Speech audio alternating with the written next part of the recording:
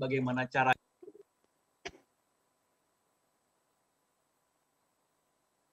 webinar ini, mudah-mudahan semua pertanyaan tersebut dapat terjawab. Untuk itu Bapak Ibu sekalian, apabila Bapak Ibu sekalian juga memiliki pertanyaan lainnya, nanti di akhir paparan Bapak Ibu juga bisa menanyakan langsung lewat kolom chat yang sudah ada di masing-masing gadget Anda. Oke, baik Bapak Ibu, sekali lagi kami mengucapkan terima kasih kepada Anda semuanya yang sudah hadir di webinar hari pertama Koperasi Virtual Expo 2021, di mana webinar ini akan mengambil tema transformasi digital koperasi. Dan sekali lagi kami sampaikan kepada Anda semuanya, apabila nanti Anda setelah mendengarkan semua paparan memiliki pertanyaan di luar dari ataupun masih dalam konteks transformasi digital koperasi, karena tentunya nanti akan ada banyak sekali edukasi yang akan disampaikan oleh para pemapar di sini. Dan untuk itu kami akan memberikan kesempatan kepada Bapak Ibu sekalian untuk dapat memberikan pertanyaannya melalui kolom chat. Sekali lagi, apabila Bapak Ibu sekalian memiliki pertanyaan pada para pemapar hari ini, silakan menuliskan pertanyaannya di kolom chat. Baik, Bapak Ibu, demi kelancaran dari webinar ini, kami akan mematikan audio dan juga mikrofon Bapak Ibu sekalian, kecuali nanti pada sesi tanya-jawab. Dan saya akan bacakan para narasumber ataupun para pemapar yang telah hadir di webinar kali ini. Para pematerinya adalah Bapak Firdaus Putra HC. Beliau ini adalah Ketua ICCI. Dan yang kedua adalah Bapak Heri Iskandar, beliau adalah CEO dan founder PT Cuso Digital Indonesia. Dan yang terakhir adalah Mbak Balkis Manisang, beliau adalah Head of Government Relations Shopee. Untuk panelis yang pertama yang akan memaparkan materinya adalah Bapak Firdaus Putra HC, yang saat ini menjabat sebagai Ketua Komite Eksekutif Indonesia Consortium for Cooperative Innovation atau ICCI. Beliau juga Sekretaris Jenderal Asosiasi Neo Koperasi Indonesia atau ANKI, dan beliau juga Chief Partnership and Innovation Officer Kopun Group. Beliau juga merupakan tenaga ahli Deputi Bidang Perkoperasian Kementerian Koperasi dan UKM. Direktur Lembaga Kajian Yayasan Kopun Institute, dan beliau juga komisaris Lembaga Inkubator PT Lingkar Prakarsa Inovasi atau InnoCircle, tenaga ahli Bappenas, dan juga kolumnis tetap kompas.com. Sebelumnya kami mengucapkan selamat siang dan terima kasih atas kesempatannya mau ikut webinar di Koperasi Virtual Expo 2021 kepada Bapak Firdaus, Bapak Heri, dan juga Mbak Balkis. Selamat siang Bapak Ibu. Terima kasih atas waktunya, dan untuk itu Bapak Ibu sekalian, baik, terima kasih. Dan untuk itu kepada Bapak Firdaus kiranya dapat memberikan paparannya kepada Bapak Ibu audiens yang ikut webinar kali ini. Kami persilakan. Ya, terima kasih. Selamat siang untuk teman-teman peserta semuanya. Terima kasih moderator Kemenkop atas invitasinya menjadi salah satu narasumber dalam webinar dalam Momen Koperasi Virtual Expo 2021 ini. Kita akan bicara soal transformasi digital koperasi. Saya sudah menyiapkan materi dalam konteks refleksi setahun atau 2 tahun belakang, karena apa yang namanya transformasi digital koperasi sebenarnya bukan hal yang baru, tetapi itu sudah terjadi secara gradual cukup lama waktunya, dan kita mencoba merefleksikan bersama apa-apa yang sudah kita lakukan dari pemerintah, kemudian dari koperasi, kemudian seperti Mas Heri dari penyedia teknologi, untuk kemudian ke depan kita bisa mengakselerasi capaian dari transformasi digital itu. Next. Nah, tadi sempat disinggung sama moderator, ini aktivitas saya. Saat ini saya sebagai Ketua Komite Eksekutif di ICCI. ICCI ini lembaga inovasi. Kenapa kami mendirikan ini? Karena kami lihat saat itu belum ada lembaga yang concern di inovasi perkoperasian. Banyak concern di lembaga konsultan, bisnis ataupun manajemen, kemudian training untuk SDM dan lain sebagainya. Namun yang concern pada inovasi koperasi saat itu kita lihat belum ada sekitar tahun 2018. Sehingga kita inisiatif, kita mendirikan lembaga inovasi koperasi. Yang kedua, ini juga kita sama-sama teman-teman mendirikan asosiasi Neo Koperasi Indonesia.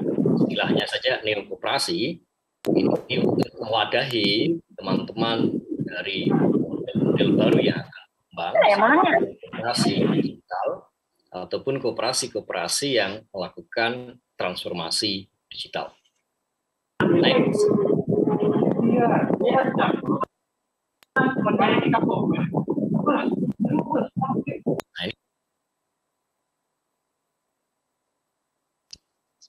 Nah, ini bisa di show gitu. Nah, jelas saya lihatnya. Nah, ini lebih enak. Ini pertama kita bicara status existing, bagaimana transformasi digital tadi, saya sempat bilang sudah terjadi lama, paling tidak lebih dari 10 tahun terakhir, dengan beragam derajat ataupun beragam proses gitu ya. Ini yang saya state itu hanya contoh saja, saya ngambil, saya coba trace, ada pemberitaan di tahun 2010, artinya itu sekitar 11 tahun yang lalu, bicara soal koperasi online, yang hari ini kita sebut sebagai koperasi transformasi digital atau digitalisasi. Kemudian kondisi hari ini bagaimana? Ini saya state juga dari media, ternyata angkanya masih kecil. Meskipun menurut saya angkanya lebih besar daripada 900. Karena kalau kita kumpulkan beberapa tech provider yang rata-rata, misalnya kayak punya Pak Heri, kemudian ada Sakti, ada kemudian USI yang besar-besar, ada Aulia dan lain sebagainya, saya yakin angkanya lebih daripada 1.000 sampai 1.500 mereka sudah melakukan transformasi digital. Nah, kemudian apa yang menarik adalah kita jumpai sekitar 2 bulan yang lalu bagaimana ada operasi di provinsi tertentu yang mereka dikenakan dikenakan pasal oleh aparat penegak hukum, kepolisian, karena adanya fitur tertentu yang dianggap itu melampaui kewenangan koperasi, yang mana dianggap fitur dari aplikasi itu merupakan fitur yang berada di domain pengawasan Bank Indonesia. Nah, ini menarik juga, ada yang menulis baru sekitar seminggu yang lalu, koperasi berbasis digital terancam kriminalisasi. Tentu saja bila mana dalam konteks regulasi, pengaturan-pengaturannya tidak detail ataupun pengaturan-pengaturannya kurang.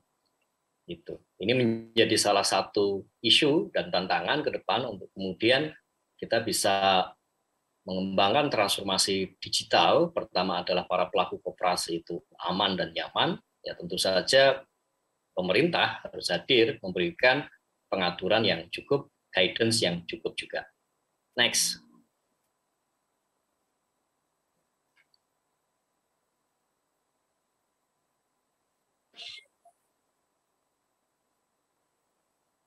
di show.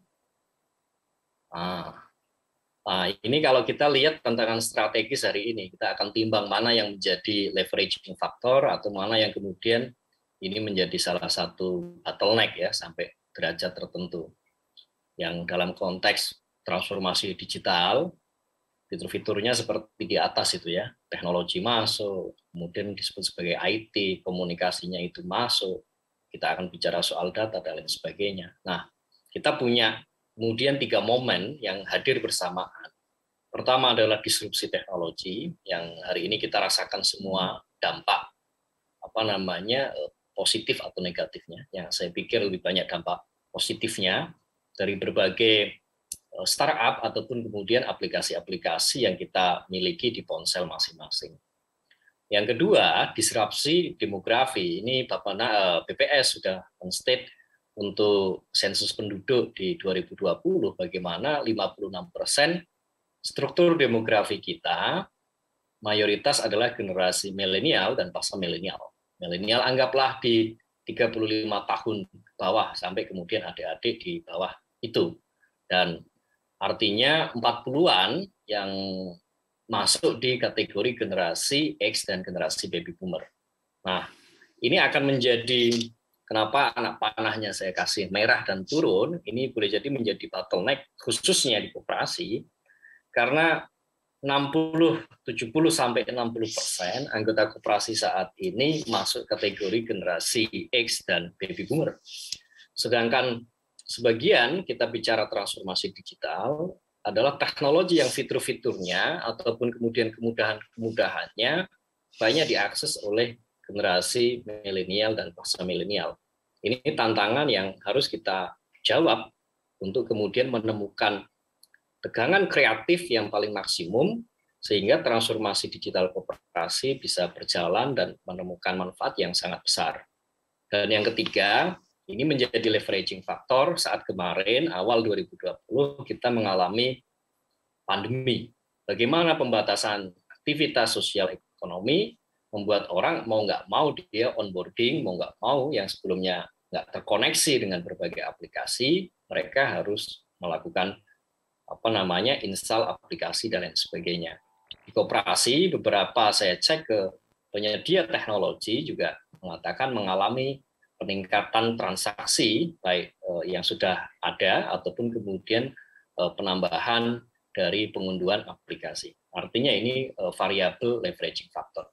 Saya nggak tahu apakah kemudian kondisi pandemi yang cenderung melandai ini, apakah masih kemudian faktor variabel pandemi ini masih menjadi pengungkit atau kemudian kurvanya juga sudah mulai normal lagi.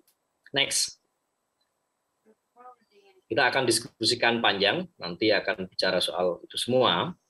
Nah, saya akan menunjukkan bagaimana dunia sudah berjalan hari ini, yang tentu saja beberapa video filler di depan juga sudah memberitahu soal internet, soal teknologi yang mengubah lanskap aktivitas sosial ekonomi masyarakat. Ini detail-detail yang saya nukil dari berbagai fakta ataupun fenomena yang sudah terjadi di lapangan. Bagaimana masyarakat kita sudah terbiasa misalnya menggunakan donasi online.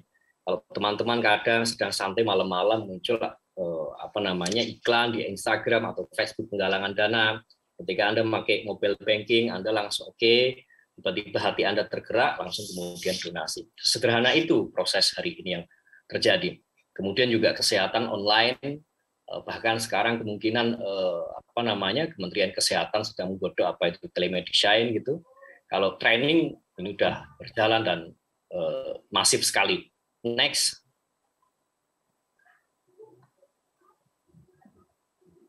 Ini menarik sekali. Ini bisa menjadi salah satu benchmark bagi koperasi. Misalnya apa yang terlihat sederhana dari Briling agen. Kalau Anda lihat Briling ini muncul di berbagai desa-desa dalam bentuk agensi berbasis toko-toko kelontong kayak gitu. Yang kemudian ternyata mereka mampu mencetak omset ataupun turnover mobilisasi dana dari masyarakat 673 triliun tahun 2019 dengan total sekitar 400.000 agen. Ini sangat menarik angkanya, bukan angka yang kecil. Ini akan lebih efisien bayangkan daripada mereka bikin kantor-kantor cabang di masing-masing desa. Hanya dengan agen yang ya seperti gambar itu, agennya bisa siapapun yang dengan ukuran kecil, warung-warung kelontong, mereka mampu mengaktifasi apa itu namanya layanan-layanan digital yang sangat produktif bagi nasabah ataupun masyarakat. Ada pay later tumbuh gitu ya, ini yang akan mendisrupsi misalnya kartu kredit, equity crowdfunding, ini boleh jadi ketika masif akan mendisrupsi lembaga-lembaga pembiayaan konvensional bank ataupun non-bank, termasuk kalau dalam konteks koperasi seperti koperasi simpan pinjam. Next. Nah, startup yang awalnya bekerja pada misalnya ride hailing, kemudian mereka mengembangkan bisnisnya juga sampai ke mitra-mitra. Pengembangan bisnisnya atau model bisnisnya menjadi lebih luas, menjangkau ekosistem yang sangat besar. Ada juga kemudian warteg, ini ada Wargo namanya, Wahyo namanya. Warteg itu dikonsolidasi sedemikian rupa sehingga rantai nilainya menjadi lebih efisien. Dan kalau yang terbaru saat ini kita menikmati apa yang namanya bank digital, yakni bank yang sama sekali digital ataupun native digital ya. Dia tidak perlu buka cabang di berbagai tempat, dia cukup bikin satu kantor pusat misalnya di Jakarta dengan infrastruktur teknologi sebagai channel utama layanannya. Nah, ini yang akan kemudian mempengaruhi masa depan ataupun bukan masa depan karena ini semua hari ini sudah terjadi. Bagaimana masyarakat diberikan kemudahan-kemudahan atas berbagai layanan yang ada seperti di atas tadi. Next. Nah, pertanyaannya kemudian, bagaimana ataupun kenapa orang mau melakukan transformasi digital? Ini secara umum, ini global, baik itu terjadi di swasta, private sector, ataupun kemudian di koperasi. Asumsinya ini semuanya sama. Mereka lihat, kalau kita lihat tiga besar alasan kenapa kita perlu transformasi digital, itu pertama adalah growth opportunities in new market gitu. Jadi ada pertumbuhan di pasar baru. Nah, pertanyaannya yang kemudian ini menjadi lemparan isu saya yang pertama, apakah koperasi kita Indonesia ini memiliki dia mampu membaca peluang adanya pasar-pasar baru seperti itu, atau kemudian pasar dalam konteks koperasi di kita ini masih pasar yang sifatnya konvensional, yakni anggota existing dengan karakteristik demografi di angka di usia X sama baby boomer. Bila mana tidak ada insight atas pasar baru tersebut, maka transformasi digital bisa mengalami penurunan relevansi pada koperasi-koperasi seperti itu. Ini menjadi kerja keras bagi semua pihak, pemerintah, kemudian juga penyedia teknologi. Atau yang kedua, bagaimana, kenapa orang, perusahaan, koperasi mau melakukan transformasi digital karena ada evolving customer behavior. Jadi dia ngikutin perilaku konsumen ini bagaimana. Konsumen yang sudah terbiasa, kalau koperasi anggota yang sudah terbiasa pakai aplikasi, bagaimana kemudian koperasi juga hadir di dalam aplikasi ataupun ponsel anggota masing-masing. Dan beberapa alasan-alasan yang lain termasuk tekanan kompetisi dan lain sebagainya. Paling tidak ini menjadi kerangka koperasi melakukan transformasi digital, entitas melakukan transformasi digital, banyak tuntutan itu adalah dari opportunities adanya pasar baru tadi. Next. Nah, ini saya saya refleksikan dari kondisi koperasi yang ada hari ini, meskipun saya belum bisa mendukung ini dengan data berapa persen yang berada di non digital ataupun berapa persen yang ada di ekstrim digital ya, tetapi saya meyakini beberapa ini sudah ada semua. Jadi tidak kemudian mereka sudah going to digital semua, enggak gitu, tetapi beberapa ini sudah ada isinya semua.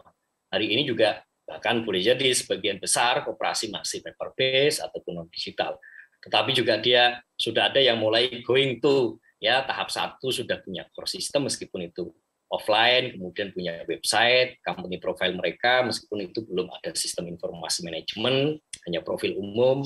Tetapi ada juga ataupun ini konteks pembicaraan kita siang hari ini yang sudah pada fase basic digital dan advanced digital, yang paling tidak mereka core sistemnya itu online, kemudian terhubung dengan berbagai aplikasi ataupun layanan. Ya tentu saja ada mobile apps yang mempermudah anggota-anggota mengakses layanan menjadi 24 jam kali 7 hari nonstop gitu. Atau yang kemudian ekstrim digital.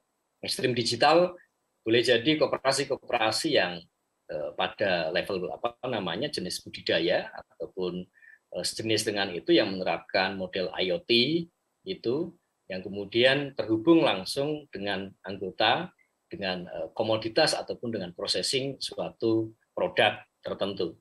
Nah, ini akan menjadi momentum baru juga dalam konteks ekstrim digital. Pada tahap ekstrim digital ini adalah tumbuhnya digital co-op yang konteks ini mirip bank digital tadi. Jadi dia tidak berada di dalam offline kantor, tetapi langsung dia masuk ke online ekosistem. Dia cukup membangun sistem yang fully digital yang kemudian bisa diakses oleh berbagai anggota di seluruh tanah air. Saya pikir ini akan menjamur ditambah dengan adanya sekarang pengaturan model koperasi multi pihak yang kemarin baru diundangkan melalui Permen nomor 8 tahun 2021. Ini akan menjadi momentum bagi tumbuhnya digital co-op atau koperasi fully digital di Indonesia. Next. Nah, kalau kita bicara transformasi digital, ekosistemnya dia memang cenderung sebenarnya banyak gitu. Meskipun bagi koperasi, kalau dalam konteks ini koperasi sebagai beneficiaries, karena lebih banyak koperasi ketika melakukan digitalisasi dia bekerja sama dengan tech provider kayak gitu, yang sebenarnya ekosistemnya sebanyak itu. Ya, ada koperasi, kemudian ada penyedia teknologi yang mana menjadi mitranya, kemudian ada agregator, ada switching, yang beberapa lembaga-lembaga itu atau perusahaan semuanya sudah diagregasi oleh penyedia teknologi. Sehingga koperasi nerimanya atau anggota bahkan nerimanya hanya dalam satu user interface saja, satu muka dia sudah melakukan berbagai transaksi atau layanan. Namun di belakang itu di back end system sebenarnya cukup kompleks apa yang diorkestrasi oleh penyedia teknologi. Nah, yang menarik adalah regulator dalam konteks ini sebenarnya banyak juga yang beririsan satu sama lain. Tentu saja dalam konteks koperasi ada Kemenkop, kemudian dalam konteks teknologi ada Kemenkominfo. Pada beberapa layanan-layanan tertentu, ini beririsan juga dengan regulasi yang dimiliki oleh Bank Indonesia dan juga OJK. Nah, pada konteks ini, transformasi digital koperasi seperti berita atau artikel yang saya state di awal tadi, ini perlu kita membangun suatu pengaturan sehingga koperasi lebih aman dan nyaman melakukan digitalisasi. Tidak kemudian ternyata salah kamar dan dia masuk ke zona yang mana itu bukan kewenangan koperasi. Itu. Next. Nah, kalau kita lihat bauran isu dan tantangan soal transformasi digital di Indonesia bagaimana? Ini hasil refleksi saya. Kalau dalam konteks kebijakan makro, saya pikir ini sudah bagus. Misalnya Kementerian Koperasi menggunakan transformasi digital sebagai salah satu strategi modernisasi koperasi. Artinya ini ada afirmasi yang kuat. Makanya semua agenda Kementerian Koperasi salah satunya mendukung percepatan transformasi digital. Yang kemudian muncul sampai program yang kebetulan ini juga bekerja sama dengan lembaga saya, IDX Co-op, juga ada Mas Heri juga dari JUSO kayak gitu. Nah, tinggal bagaimana yang ini masih menjadi PR kita semua adalah membangun regulasi yang bagus. Nah, pada aspek meso ini kita punya juga dinamika yang berbeda. Ada level organisasional ya, ini pengurus itu ya dalam konteks pengambilan keputusan. Ini erat kaitannya dengan kepemimpinan dan visi. Kepemimpinan dan visi itu. Bagaimana pengurus apakah really memahami transformasi digital, relevansi dengan koperasinya, termasuk kebutuhan itu. Bila mana tidak, ini menjadi juga variabel yang cukup menghambat. Nah, pada manajerial saya pikir lebih sederhana, sejauh kemudian pengurus ACC setuju, manajerial bisa kemudian di-develop itu. Nah, infrastruktur cenderung hari ini meskipun beberapa desa masih ada blank spot dan lain sebagainya, tapi saya yakin lebih banyak desa-desa, andai kata kita bicara level desa, lebih banyak desa-desa yang sudah menikmati akses internet. Pada level mikro, problemnya apa? Problemnya budgeting. Nanti saya akan tunjukkan kemungkinan koperasi mengalokasikan untuk transformasi digital berapa juta. Itu hasil riset dari teman kita juga. Nah, kemudian SDM ini juga menjadi PR juga, meskipun nggak terlalu kuat ya. PR-nya adalah kesiapan SDM terkait dengan skill dia, yang saya pikir ketika ada decision making yang sudah clear, SDM bisa disiapkan. Apakah kemudian dilatih, apakah didampingi, atau kemudian hire SDM yang memang mumpuni melakukan itu. Next.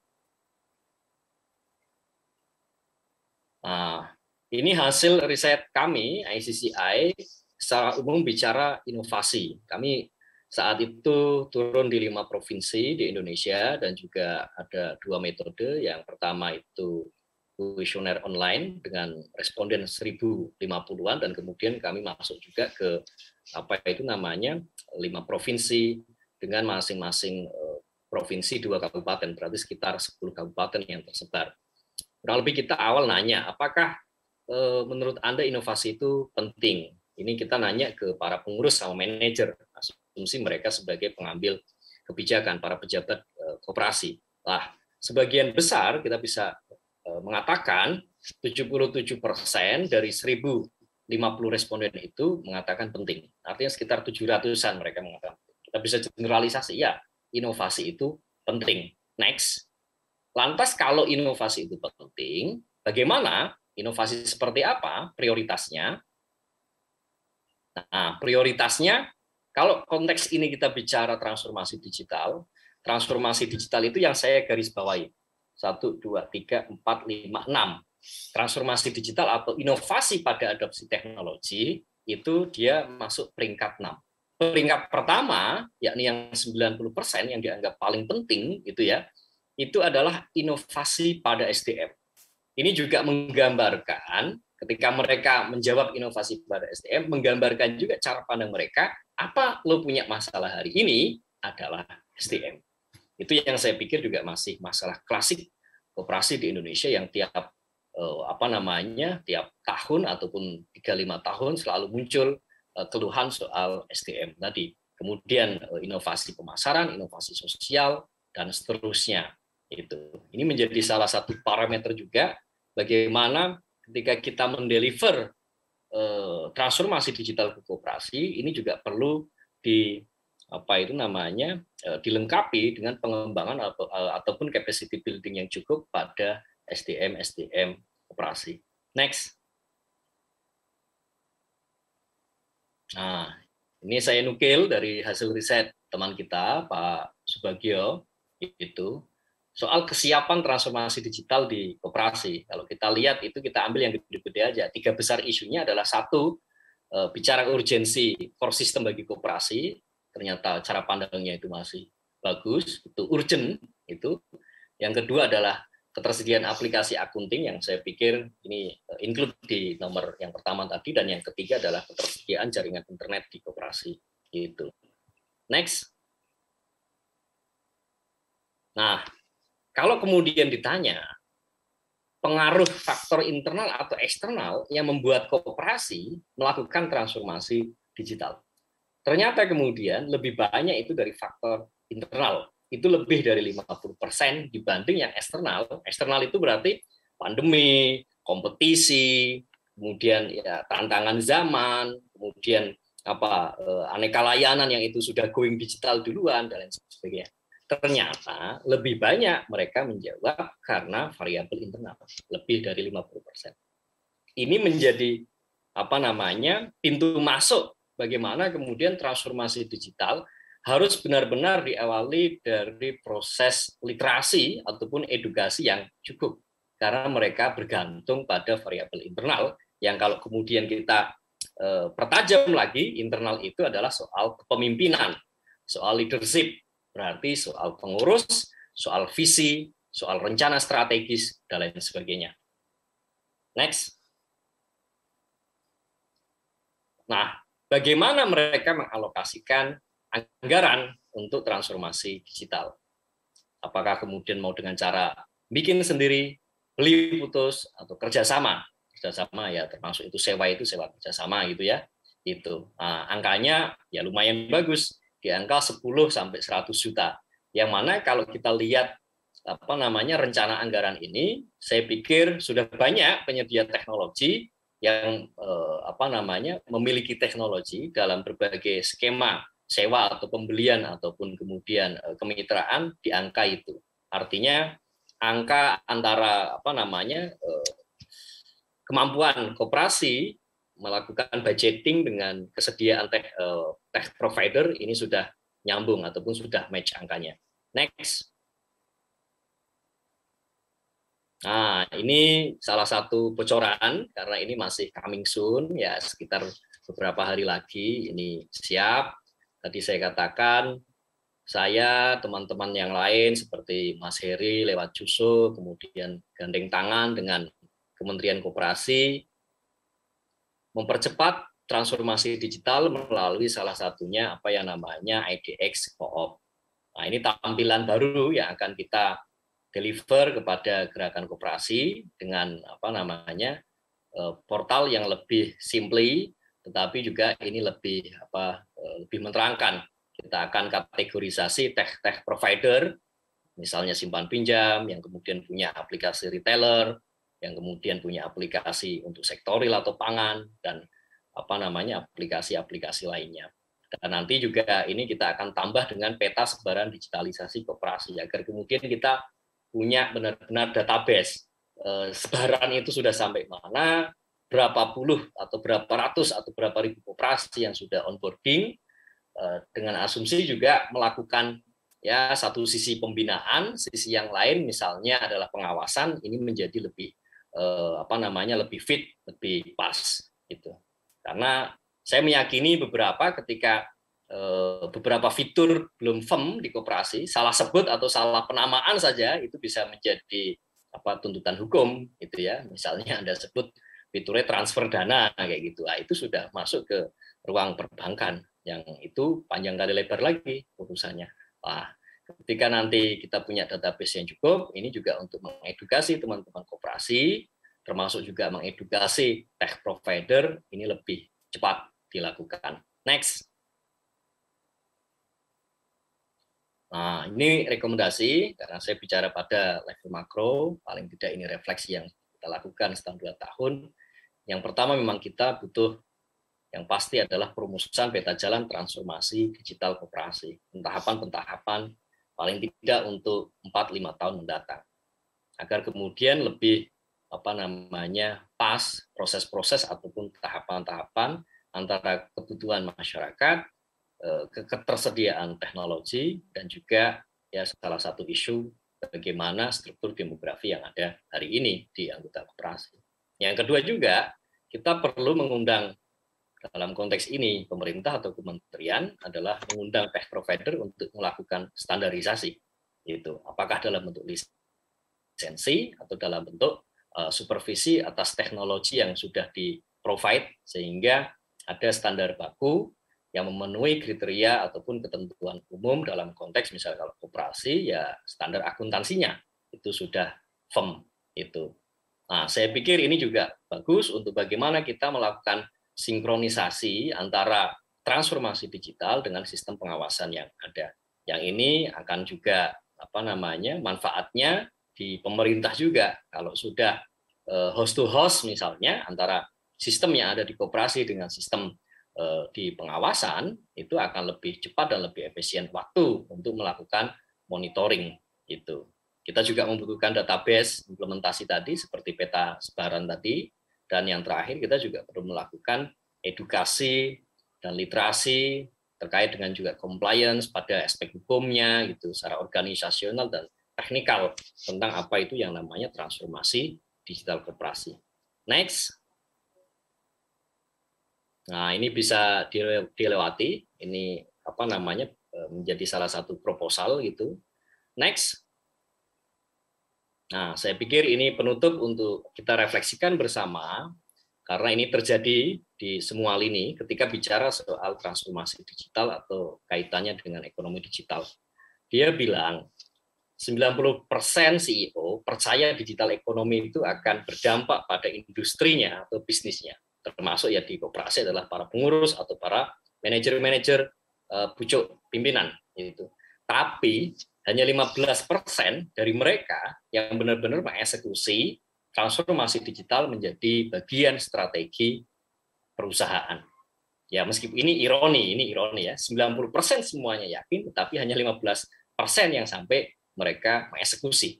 Jadi apa yang sudah sampai insight atau pengetahuan itu belum tentu langsung yes dieksekusi. Maka ini relevan dengan temuan riset yang awal mengatakan variabel besar di transformasi digital koperasi bukan variabel eksternal soal tantangan, soal kompetisi, soal pandemi dan lain sebagainya, tetapi variabel internal akan lebih berpengaruh.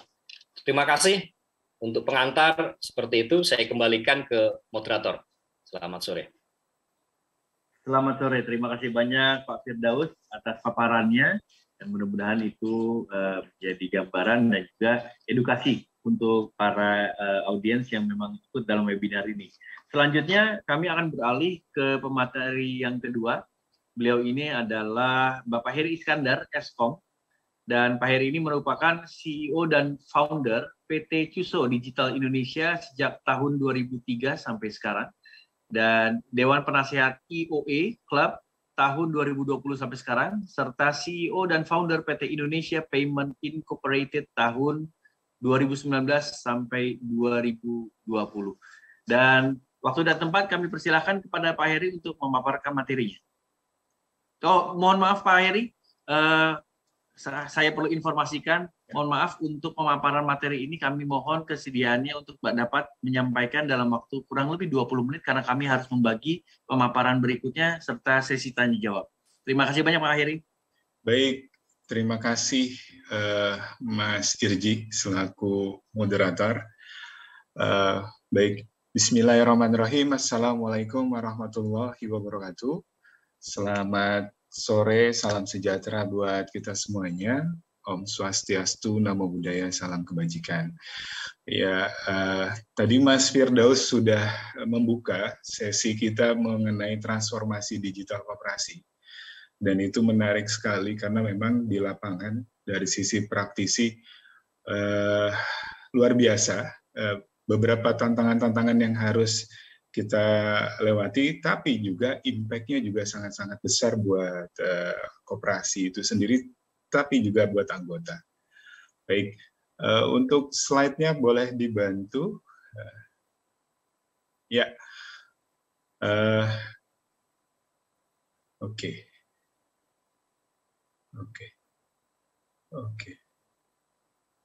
Boleh di awal? Oke, baik. Terima kasih.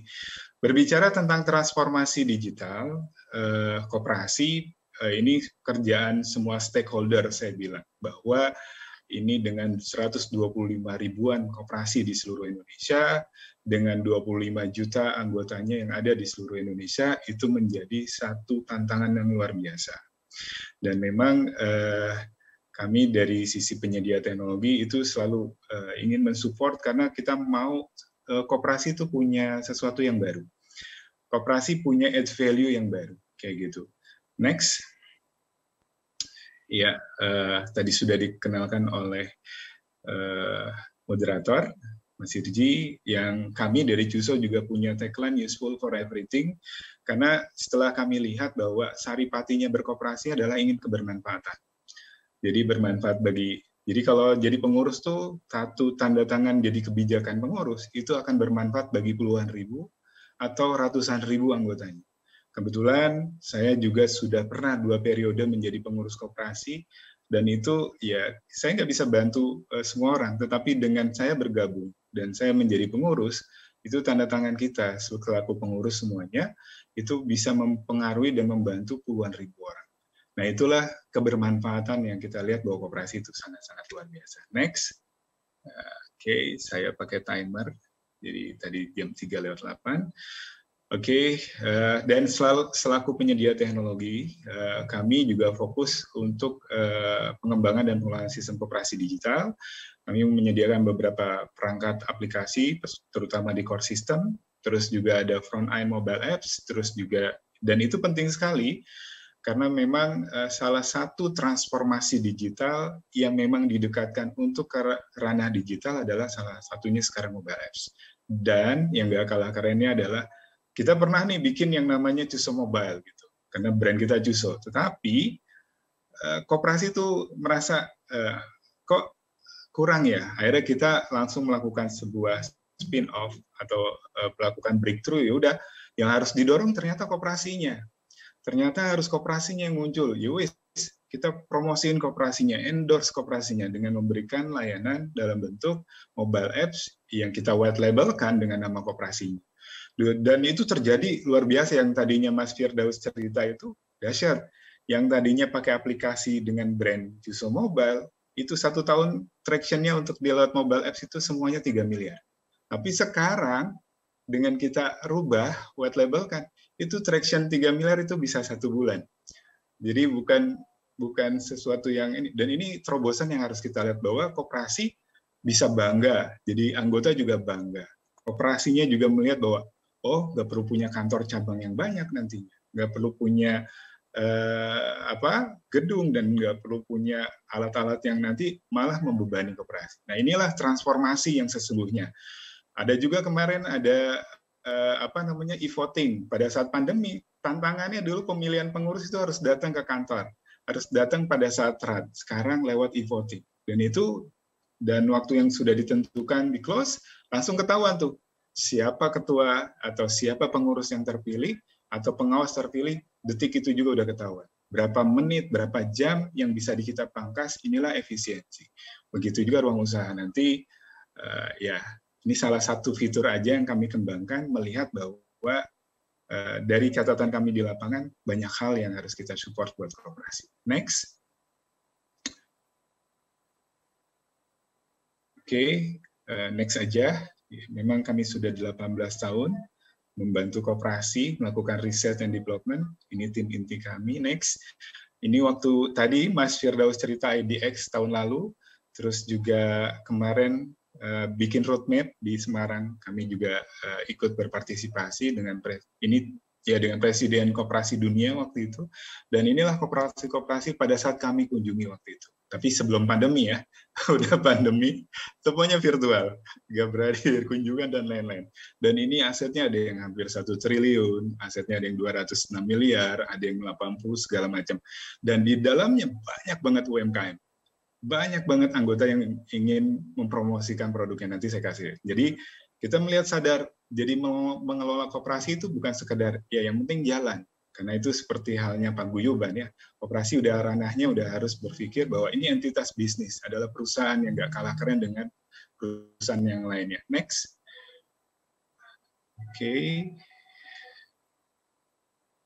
Oke, ini kemarin dengan Pak Deputi di Cilacap, dan ini kami lagi mau bantu modernisasi koperasi nelayan di sana. Jadi ada SPBU-nya, ada tempat pelelangan ikannya, ada waserdanya, ada penjualan air bersih. Ini akan dikonekkan menjadi satu, terintegritas, semuanya terdigitalisasi.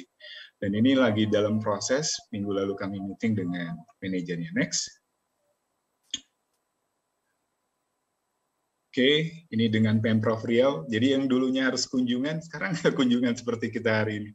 Nggak bisa nih tatap muka langsung. Dan ini benar-benar teknologi punya peran. Dan harus sadar, nah itu tadi yang Mas Firdaus sampaikan, salah satu sumber permasalahannya kita nggak sadar, SDM-nya nggak sadar bahwa udah peran teknologi itu dibutuhkan. Karena persaingannya Bapak Ibu, dulu koperasi selalu disaingkan dengan perbankan. Koperasi versus bank, koperasi versus bank. Sekarang bank ada bank digital, ada fintech, ada yang namanya crowdfunding, ada yang namanya untuk yang health tech atau edutech dan lain-lain. Wah, persaingannya banyak sekali. Dan kita harus sadar, dulu kita bisa nyalurin pembiayaan besar, sekarang dibagi-bagi. Akhirnya over liquid, dan akhirnya tidak ada pendapatan yang cukup, akhirnya membebani. Di situ yang harus disadari bahwa teknologi itu penting. Next. Oke, nah Bapak Ibu, saya mau share, kita berbicara transformasi digital. Sebenarnya apa sih gitu ya? Nah, kita basicnya dulu deh. Ternyata yang kita harus kenal adalah apa sih transformasi digital, apa sih digitalisasi, apa sih digitasi. Ternyata ini basicnya yang kita harus paham. Digitasi adalah proses perubahan, mengubah sesuatu yang bentuk non-digital menjadi digital. Tadinya uangnya kertas, uangnya logam, jadi sekarang uang digital, uang elektronik. Tadinya juga ada yang namanya cetak buku, sekarang nggak perlu cetak buku. Tadinya harus tulis slip, sekarang nggak perlu tulis slip. Karena ini yang harus dipangkas sesungguhnya, bahwa koperasi bisa go green juga, mengurangi sampah dan lain-lain kayak gitu, tapi juga di sisi lain bisa mengurangi beban operasional. Contoh kalau RAT anggotanya ribuan yang datang, itu amplop habis diterima disobek dibuang, dan itu jutaan rupiah kebuang. Dengan teknologi scan QR, absensinya udah digital semua. Dan Bapak Ibu, transformasi digital atau layanan digital itu boleh back, sorry, sebentar ke yang tadi, sebelumnya lagi satu, ya di sini cukup, di yang tadi, yang transformasi digital, one step ahead. Oke, sip. Jadi transformasi digital adalah proses transformasi aktivitas. Jadi aktivitas yang tadinya harus datang ke kantor koperasi, nggak perlu. Tadinya mau ngajuin pinjaman harus datang ke kantor koperasi, udah nggak perlu. Karena banyak hal yang bisa dihemat dari sisi itu. Dan model bisnis secara keseluruhan dengan memanfaatkan perkembangan teknologi. Tujuan utamanya adalah meningkatkan efisiensi. Udah dijelaskan tadi. Mengelola resiko. Udah jelaskan. Orang datang, nabung, resiko di jalan bisa uang hilang, uang jatuh, atau direbut sama orang lain. Go green, mengurangi yang namanya penggunaan listrik segala macam. Pada saat pandemi kemarin, saya di kantor koperasi saya ada 7 kantor layanan, 6 kita tutup. Dari 6 kita tutup ternyata bisa hemat 1 bulan itu 100 juta rupiah. Berarti itu dampaknya bisa dorong teknologi, dorong digital. Akhirnya dampaknya transisinya mulai terasa, dan secara internal yang tadinya orang membayar lewat transfer itu harus melakukan proses transaksi dan penjurnalan lagi, sekarang tidak. Jadi ada 2 sisi, antara koperasinya, karyawannya, atau si anggotanya itu. Dan kecepatan, ini beda. Kalau kita harus datang 2 jam dan seterusnya, ini nggak perlu datang. Dan ini banyak sekali pengaruhnya, digitalisasi. Next. Oke, layanan digital adalah pelayanan prima. Next. Saya next saja ya. Karena memang next lagi deh, supaya waktunya cuma 20 menit. Speednya harus sekali-kali speed. Nah, unsur layanan prima, tempat waktu, hemat biaya, kesediaan melayani. Tadi Mas Firdaus sudah bilang, 24 jam koperasi siap nggak melayani? Teknologilah yang menjadi bridging-nya. Teknologilah yang menjadi jembatannya untuk dilayani. Koperasi nggak perlu bayar kontak center 24 jam. Teknologi yang harus melayani. Saya narik uang dari koperasi saya jam 1:30 pagi. Tanpa dilayani oleh karyawan koperasi. Itu udah selalu selangkah lebih maju. Dan ke depan yang nggak perlu punya kantor banyak. Karena bank digital, banknya kantornya nggak ada. Koperasi harus belajar, dan itu sangat-sangat, apalagi kalau bisa secara persaingan harga. Deposito di koperasi sekarang 4, 5,5. Di bank 2-3%. Dan di bank digital sekarang ada yang 7% plus 1. Kenapa? Mereka bisa menghemat dari sisi biaya operasional, disupport untuk biaya modal. Itu yang bisa kita lakukan Bapak Ibu. Next. Oke. Nah, mengenai brand. Kalau kita tadi bicara koperasi harus bertransformasi. Nah, ini dia yang harus kita lihat, bahwa brand itu penting sekali. Transformasi digital adalah salah satu tools untuk nge-branding koperasi. Nah, brand itu bukan logo, bukan merek. Ternyata brand itu adalah persepsi yang timbul karena pengalaman pembeli mengkonsumsi produk kita. Jadi kalau pernah kita diskusi, kita tanya ke anggota, kenapa sih nggak mau jadi anggota koperasi?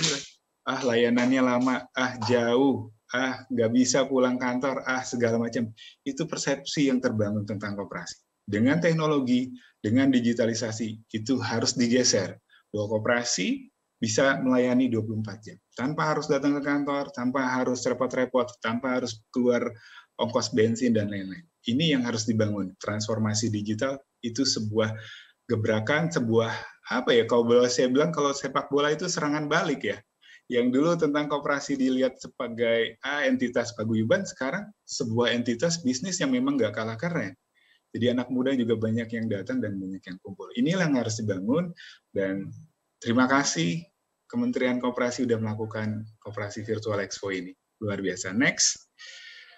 Dan Bapak Ibu, mengenai brand, ini mengenai emosi. Kita bangun. Jadi koperasi itu, kalau menurut pakarnya ini, persepsi atau emosi yang dirawat oleh pelanggannya. Jadi kalau banyak pelanggan koperasi atau disebut anggota yang paling tepat, dia udah bangga, udah senang, oh dia akan loyal terhadap koperasinya. Next. Okay. Dan disebut Bapak Ibu, koperasi harus di-create di pikiran. Kalau produk, di-create-nya di factory atau di pabrik. Jadi persepsi tentang koperasi harus di pikiran. Mau kemana? Oh, mau ke Sehati. Oh, mau ke koperasi ini. Oh, mau koperasi susu. Persepsi itu yang harus dibangun. Kenapa ke sana? Udah mudah, nariknya nggak perlu ketok-ketok pintu pengurus untuk narik uang. Ini yang harus dibangun. Dan layanannya cepat sekali. Orang dulu harus ngantri untuk ngajuin pembiayaan, sekarang nggak perlu ngantri. Next. Nah, ini bukti di lapangan. Saya ada di grup WA-nya. Tolong dong, bukukan, tolong dong. Wow, ini libur, nggak libur, dia request. Dan karyawannya harus standby. Input jurnal, pembukuan banknya, habis itu diarahkan ke produk yang mau dibayarnya apa. Dan ini 2 kali kerja. Next. Nah, di grup-grup di koperasi, itu banyak yang jualan. Nanti dari Shopee ya ahlinya nih, Mbak Balkis nih. Ini jualan, baik temennya Bu Dewi Motik, Bu Akai Pice, itu jualan. Dan lain-lain, jualan somai, padahal dia udah punya percetakan.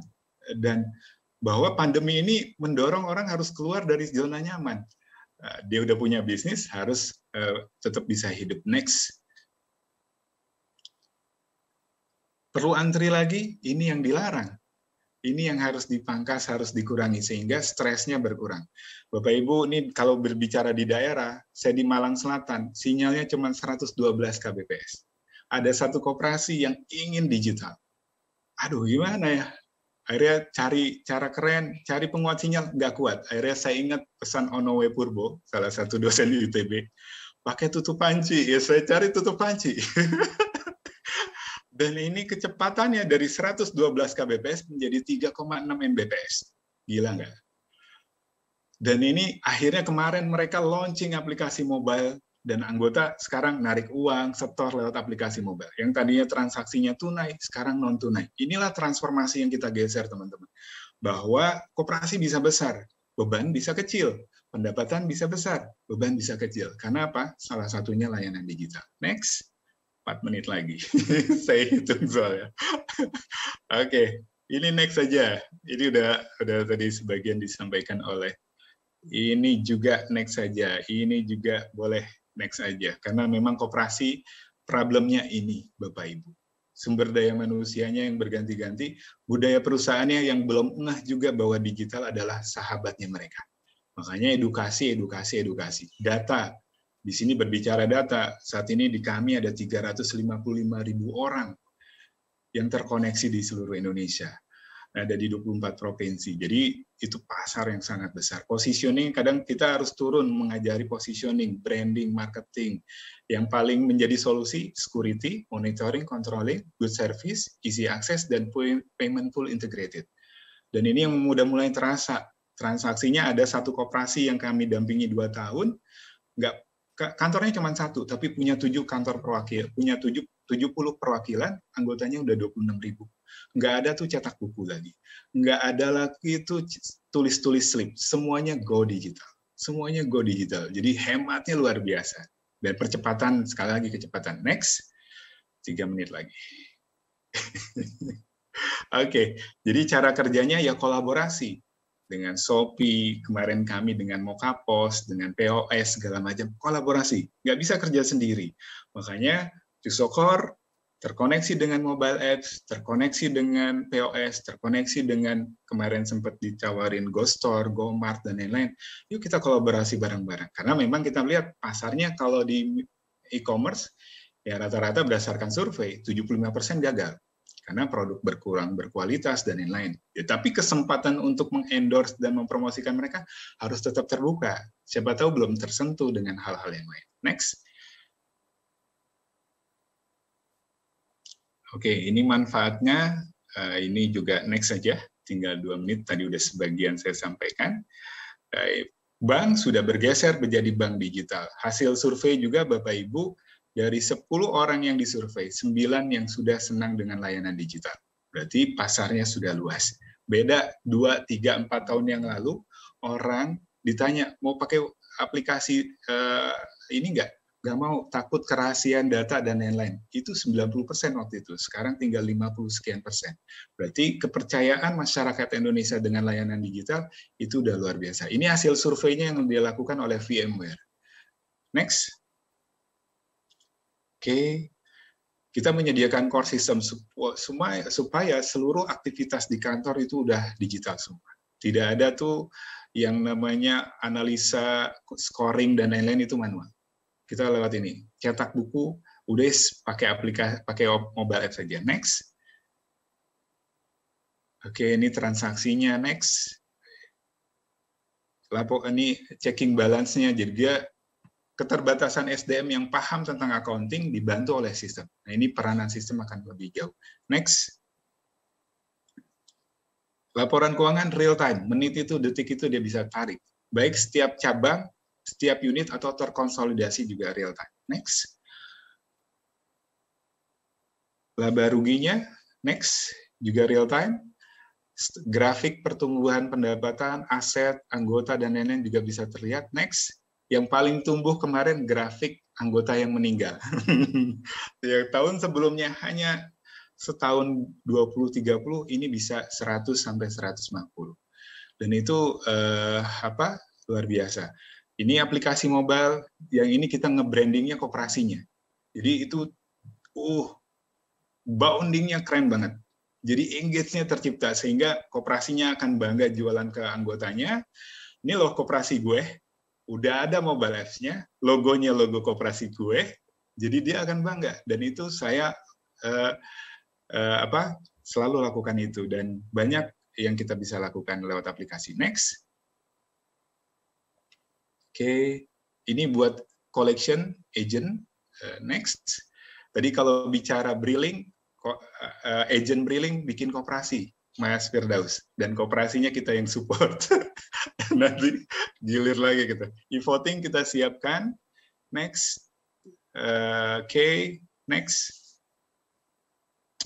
Biar cepat nih, untuk absensi kita pakai QR code. Jadi udah nggak usah tulis tangan. Ini efektif banget. Tadinya antriannya panjang, ini cuma 3 detik dia udah selesai. 2 detik selesai, 3 detik selesai absensinya. Uang transportnya udah masuk ke aplikasi mobile. Jadi nggak ada tuh bukan sobek-sobek amplop. Inilah transformasi. Bisa menghemat jutaan. Next.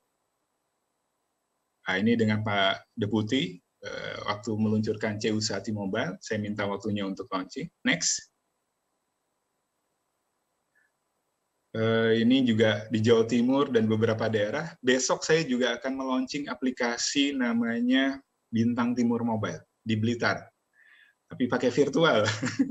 Nggak harus terbang ke sana. Next. Jadi hampir setiap bulan kami membantu, ingin punya dampak besar terhadap persepsi atau branding koperasi. Bapak Ibu bisa lihat, dewasa, tua, muda, berkoperasi dengan aplikasi, tanpa dia harus datang dan segala macam. Ini dampak yang kita mau bawa. Seluruh Indonesia bisa punya dampak terhadap koperasi itu. Udah keren, udah modern, dan go digital. Next. Ini next saja. Dan mereka bisa lakukan menyetor simpanan, menyetor angsuran, nyicil, itu real time lewat aplikasi. Ini juga ada fotonya Fateten juga tuh di berita ya. Jadi aplikasinya lengkap, ada berita, ada tentang produk perkoperasiannya, layanan perkoperasian, ajukan pinjaman, ajak orang jadi anggota. Ada juga yang berupa untuk pembelian kebutuhan sehari-hari, termasuk transparansinya. Ada statistik koperasi, berapa sih anggota kita sekarang, asetnya berapa, penyaluran pinjamannya berapa, ini transparansi. Bahwa ini adalah perusahaan publik koperasi itu. Next.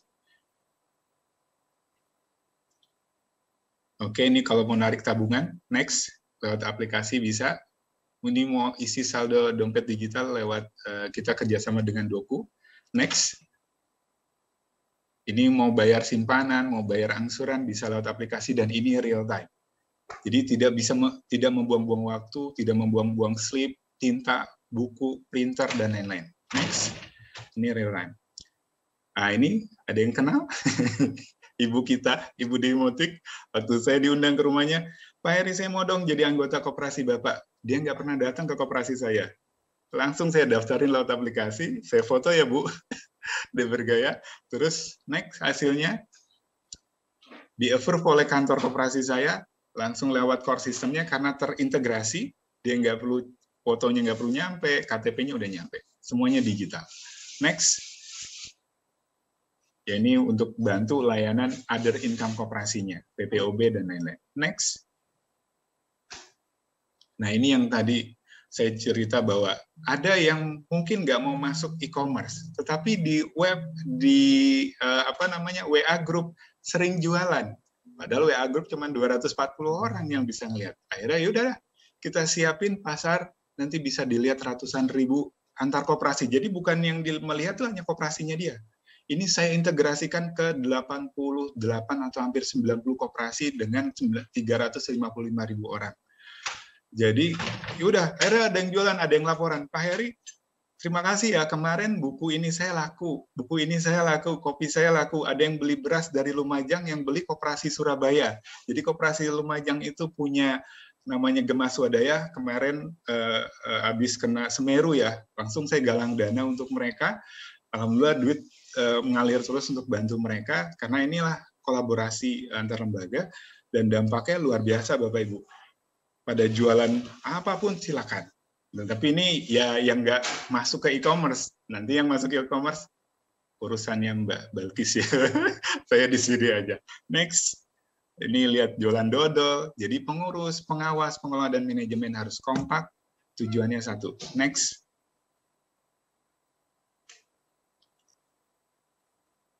Koperasi Go Digital, koperasi keren, koperasi modern. Itu aja dari saya, mudah-mudahan bermanfaat. Semangat buat koperasi Indonesia, maju terus, bermanfaatlah buat anggota-anggotanya. Saya kembalikan ke moderator. Baik, terima kasih kepada Pak Heri. Makin menarik nih materi yang disampaikan. Baru pemateri yang kedua nih. Kita akan beralih ke pemateri yang ketiga. Dan mohon maaf kepada Pak Heri, tadi saya harus batasi 20 menit. Siap. Karena memang waktu yang memang cukup sempit. Dan saya akan membagi waktu ini juga untuk materi yang ketiga. Tapi sebelumnya saya ingin memberi info dulu kepada para peserta, Bapak Ibu sekalian.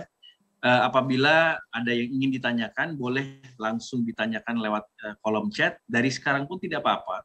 Jadi tidak perlu harus mendengarkan semua materinya dulu, tapi apa yang sudah disampaikan oleh Pak Heri dan juga Pak Firdaus tadi, ternyata ada pertanyaan yang ingin disampaikan, silahkan dicantumkan atau dituliskan di kolom chat. Jadi nanti akan kita tampung dan kita nanti akan sampaikan kepada Pak Heri dan juga Pak Firdaus, juga Mbak Balkis. Selanjutnya kami akan beralih ke pemateri yang ketiga, dan ternyata ini saya rasanya pernah kenal nih. Udah nggak asing lagi kita melihat Mbak Balkis ini. Pernah lalu lalang di televisi. Baik, Mbak Balkis ini, Mbak Balkis Manisang, merupakan Head of Government Relation Shopee. Apa kabar Mbak Balkis? Apa kabar Mas Irgi? Alhamdulillah sehat.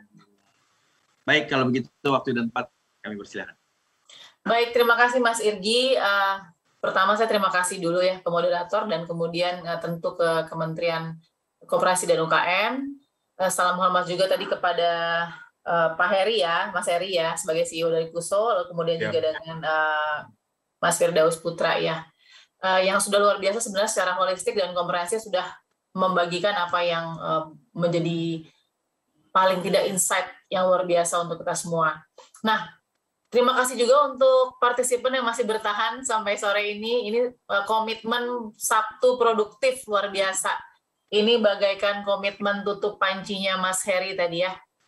Jadi saya apresiasi betul ya, ternyata kita masih punya ruang untuk produktif itu dan komitmen itu. Nah, sebelum saya mulai, mungkin untuk menyemangati kita semua bahwa koperasi ini adalah entitas bisnis internasional, gitu ya. Artinya kita tidak main-main bahwa banyak sekali ruang of growth opportunities di sini.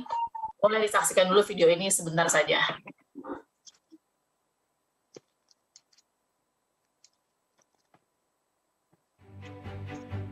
Setiap hari adalah sebuah kesempatan baru untuk terus berkarya.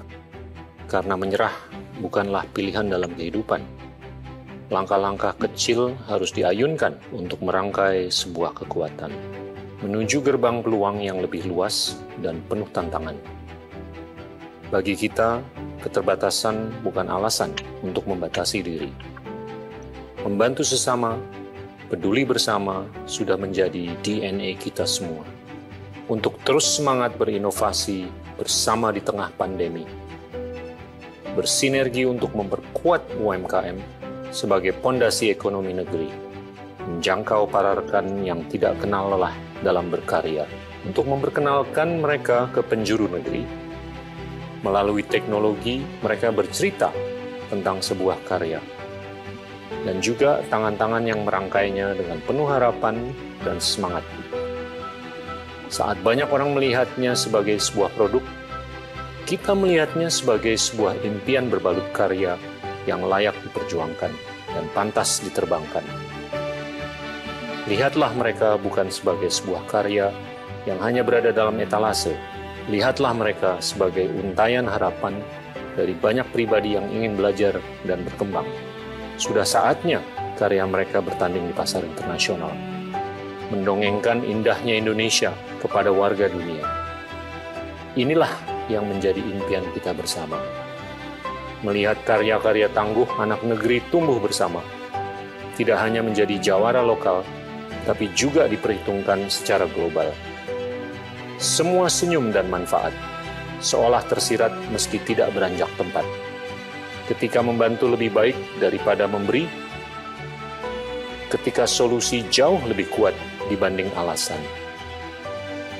Semangat kemerdekaan didapat bukan hanya bertemu dan berjalan keluar, tapi melihat lebih luas dan jernih di tengah keterbatasan.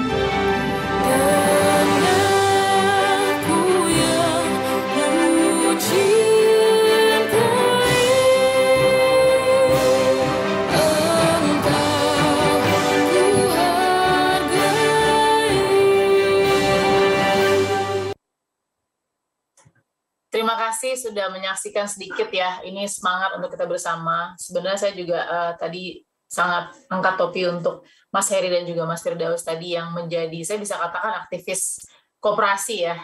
Karena ini harus dimulai, tidak boleh menunggu siapa yang akan memulai, tapi mulai dari diri kita sendiri. Nah, Shopee menganggap bahwa koperasi dan UMKM ini bagaikan tulang punggung juga ya Mas Heri, untuk satu, membuat Indonesia bertahan, sebelum bangkit kan bertahan dulu gitu kan. Nah, bertahan dulu lah itu yang kemudian kita rasakan di punggung atau di pundak koperasi dan UMKM saat ini. Di bawah naungan Pak Teten Mas Luki, tentu Pak Menteri, ini menjadi luar biasa terkolaborasi. Karena kekuatan kita saat ini adalah sinergi dan kolaborasi. Itu sih sebenarnya yang membuat kita bisa bertahan dan bangkit. Nah, saya sudah dengarkan tadi paparan banyak sekali dari Mas Firdaus dan Mas Heri, luar biasa, sangat komprehensif dan holistik. Kita tahu ruang growth-nya masih besar sekali, 25 juta anggota, masih ada 120.000 lebih koperasi yang belum masuk ke ekosistem digital, begitu ya Mas Heri ya. Ini kan menjadi semangat kita bersama, begitu. Bukan sebagai kesulitan, tapi sebagai tantangan yang harus dijawab. Oke, saya akan coba mulai mungkin sharing juga kepada teman-teman koperasi yang sudah ikut juga secara virtual. Bagaimana peran Shopee atau apa sih yang bisa disinergikan dengan Shopee sebagai salah satu platform e-commerce yang saat ini juga kita mau sedikit mengingatkan juga bahwa Virtual Expo yang ada di website Kemenkop UKM, kita juga sudah memasarkan juga di landing page Shopee dengan Shopee Pilih Lokal. Jadi kalau buka aplikasi Shopee, nanti buka aja Shopee Pilih Lokal, di situ sudah ada produk-produk dari koperasi ya. Ini akan muncul terus dari 11 sampai 12 Desember. Selain ada di Shopee landing page, kita juga sudah masuk ke sosial media Instagram Shopee Pilih Lokal, sudah naik sejak tanggal 11. Jadi mudah-mudahan bisa membantu pemasaran ya, luar biasa. Teman-teman koperasi semangat. Tadi saya lihat di kolom chat Zoom juga sudah banyak yang jualan gitu untuk langsung siap-siap live shopping di Sabtu produktif ini, mudah-mudahan. Oke, kita akan mulai dengan slide pertama. Mungkin saya nggak akan panjang lebar, mudah-mudahan bisa lebih interaktif. Yang pertama, kita tahu bahwa transformasi digital koperasi ini ada koperasi petani dan nelayan ya, yang tentu diwadahi koperasi ini. Alhamdulillah ada virtual expo-nya gitu ya, Mas Irgi, Mas Heri, dan juga Mas Firdaus. Oke, next slide. Oke, jadi ini kebutuhan secara singkat aja yang mungkin dilihat untuk menghadapi revolusi industri, dari mulai pengembangan bisnis tentu kepada anggota koperasi. Tadi ada poin penting tuh dari Mas Heri soal kita juga harus bisa membedakan antara yang namanya digitasi dan digitalisasi. Jadi jangan langsung loncat ke digitalisasi dulu ya Mas ya. Digitasinya dulu yang kita lihat apakah semua rural area yang ada koperasinya sudah siap dan dibantu untuk melakukan digitasi. Itu pertama. Nah, ini soal pengembangan bisnis dan fokusnya kita lihat kepada anggota koperasi seperti apa.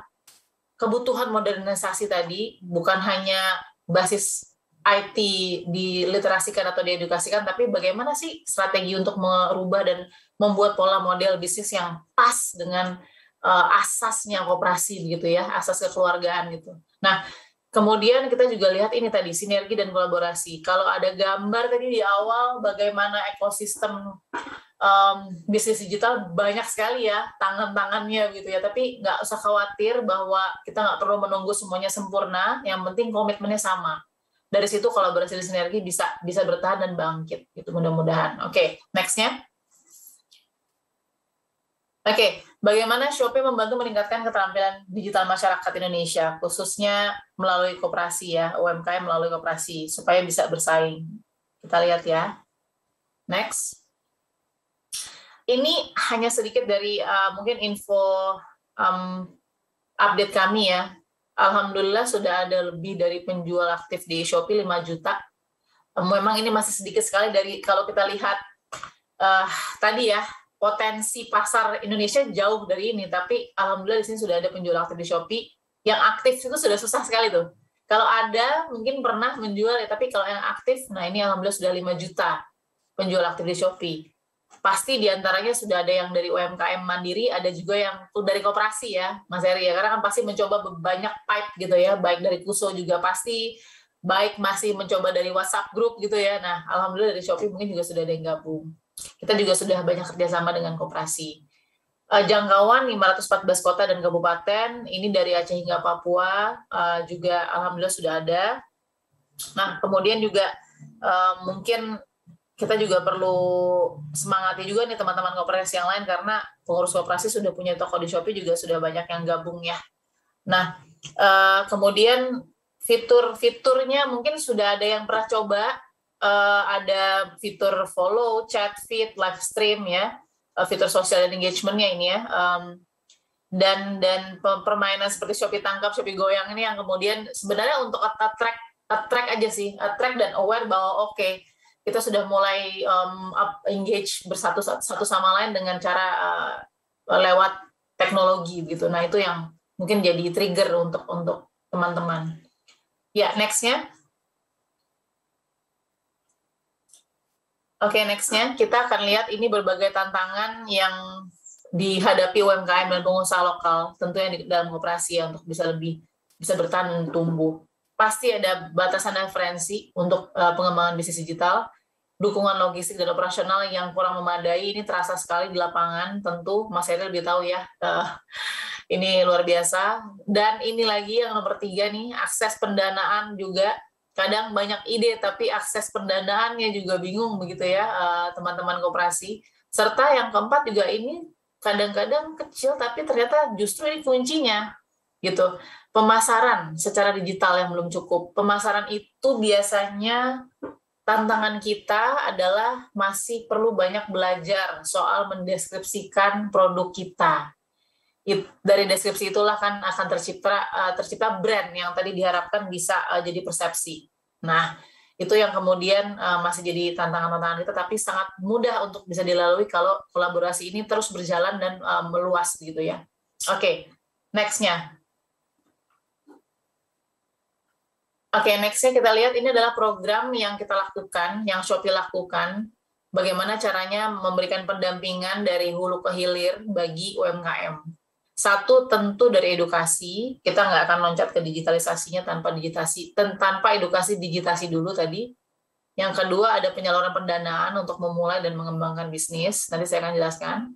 Yang ketiga, ada pemasaran online di Shopee, yang kemudian disusul dengan sistem inventory dan logistik terintegrasi, karena banyak juga yang masih belum punya bekal ya untuk melakukan sistem inventory gitu dan logistik terintegrasi yang memudahkan untuk flow bisnisnya itu tidak terhambat begitu. Nah, yang kelima ada dukungan program ekspor Shopee. Oke, ini di program ekspor Shopee banyak sekali pertanyaan karena ternyata banyak yang cukup confident untuk menaikkan gitu ya produknya dia dari jualan di mungkin secara nasional ke internasional. Oke, saya akan jelaskan berikutnya. Next. Ini di bagian pertama tadi saya katakan edukasi yang berkesinambungan. Di Shopee ada program edukasi terbuka untuk 100% segmen UMKM yang tentu sudah ada sesuai ketentuan Shopee ya produknya ya. Maksudnya sesuai undang-undang, tidak melanggar, yang dijual itu sudah ikutin regulasi lah ibaratnya. Nah, jangka pendeknya kita punya pelatihan. Pelatihan ini engagementnya gimana sih? Sebenarnya gampang saja sih, mungkin seluruh narasumber ya, moderator juga, teman-teman di sini, hanya tinggal berkomunikasi saja sesungguhnya untuk kemudian kita engage, oke kita mau bikin apa ya, pelatihan seperti apa yang kira-kira bisa memberikan benefit yang berkelanjutan, gitu. Bukan hanya sekali putus lah ibaratnya begitu. Nah kemudian dilakukan secara apa? Secara luring dan daring. Ada sobat UKM Shopee, ada bimbel Shopee. Nah, saat ini yang terbaru ada kampus Shopee. Bahkan ada kampus ekspor Shopee.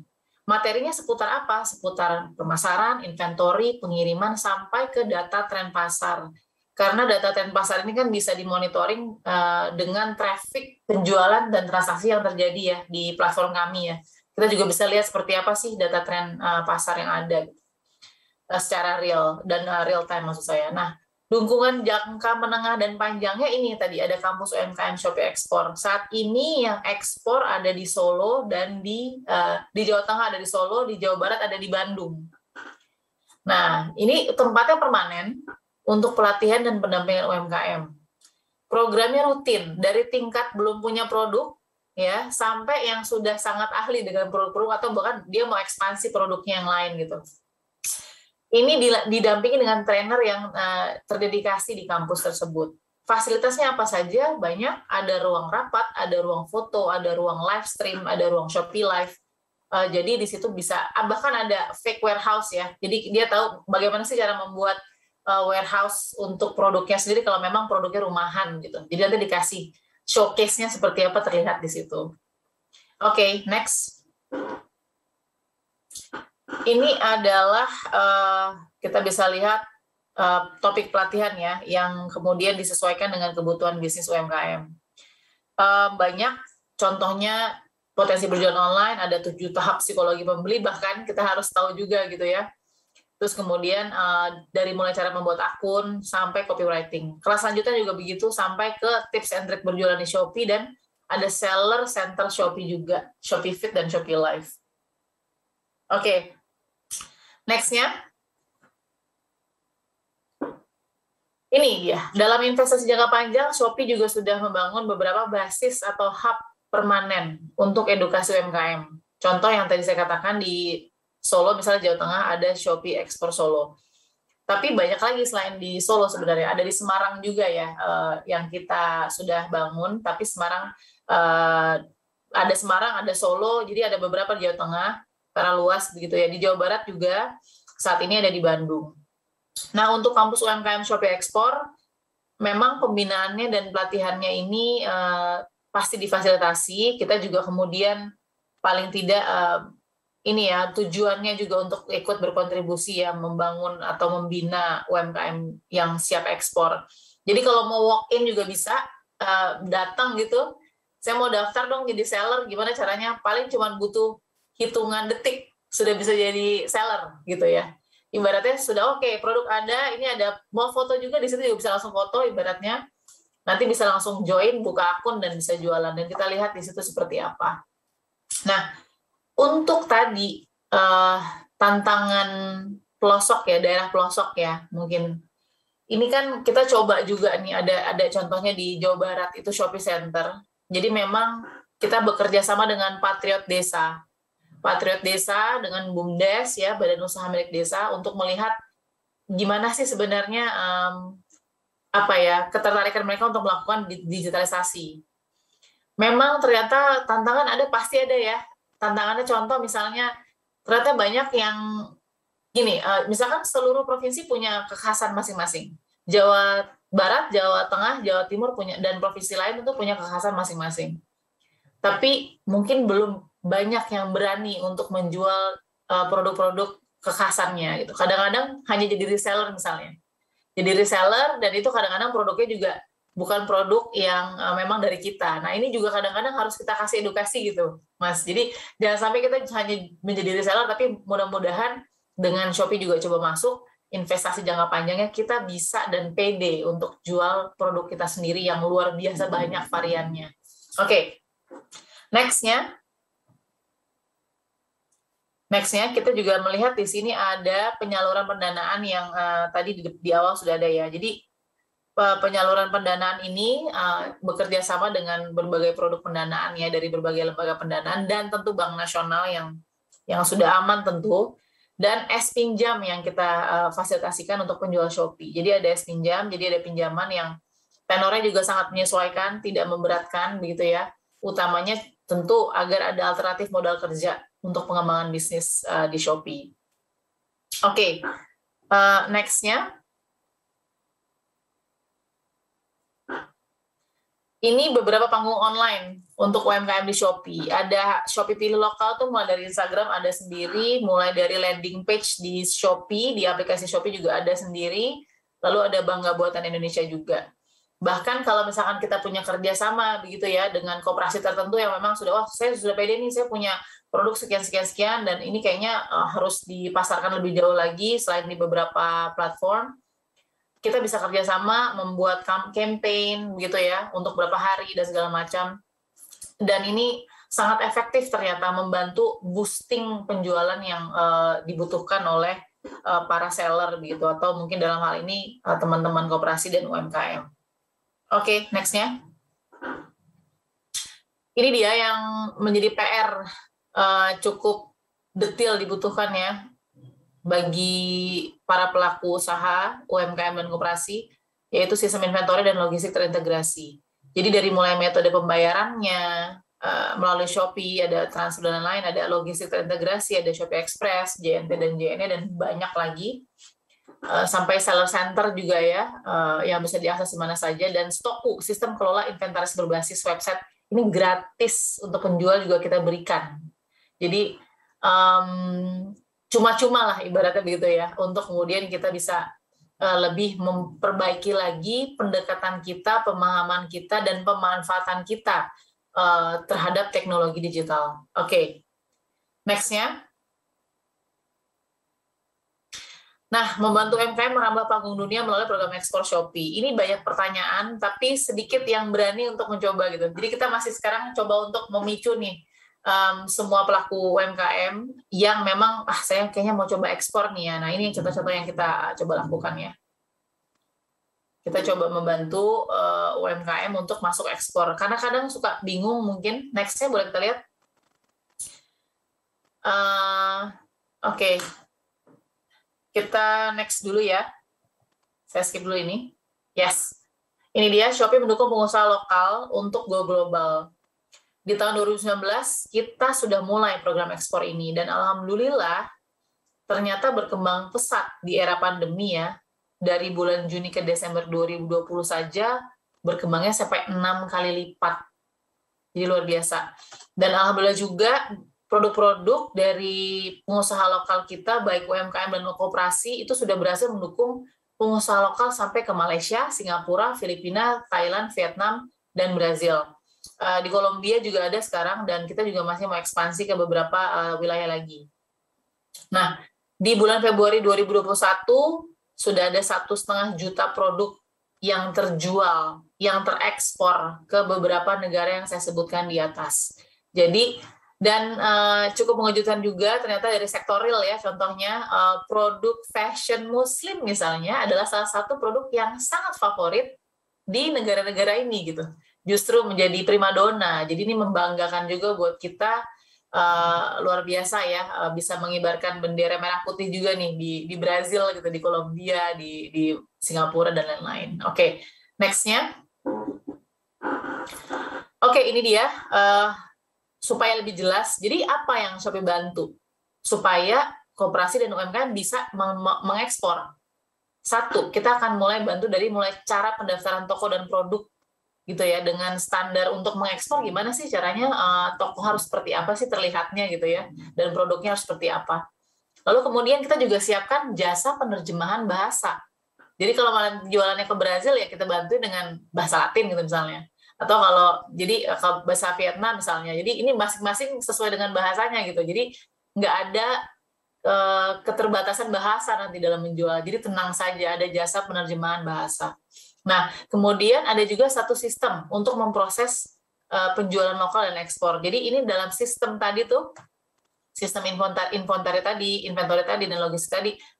Jadi nggak perlu buka-buka banyak hal, cukup satu pintu saja nanti prosesnya terlihat penjualan lokal dan ekspor tersebut. Dan tadi ada penanganan sorting dan logistik. Jadi jangan khawatir barangnya juga pasti insya Allah sampai ya ke tempat tujuan gitu. Sorting dan logistik juga kita bantu. Itu yang dilakukan. 4 ini penting supaya memastikan program ekspor itu bukan hanya kemudian memberikan edukasi, tapi juga didampingi dari hulu ke hilir. Oke, jadi ini sih semangat kita sebenarnya, karena memang yang kami lihat ya, banyak pandangan bahwa ekspor itu masih jauh lah untuk kita lakukan gitu ya. Kita konsentrasi dulu jualan di dalam negeri. Sebenarnya dua-duanya masih bisa dilakukan secara paralel, sambil kita melihat bagaimana paling tidak nilai jual kita gimana sih di luar dan di dalam gitu. Apa sih yang membuat kita kadang-kadang tuh pikirannya, kita nggak mungkin lah bisa bersaing dengan produk luar. Nggak juga, salah, ternyata itu salah besar. Kita belum mencoba saja gitu. Bahkan sudah ada beberapa produk mungkin yang teman-teman juga dengar, sudah sampai ke New York Fashion Week bahkan.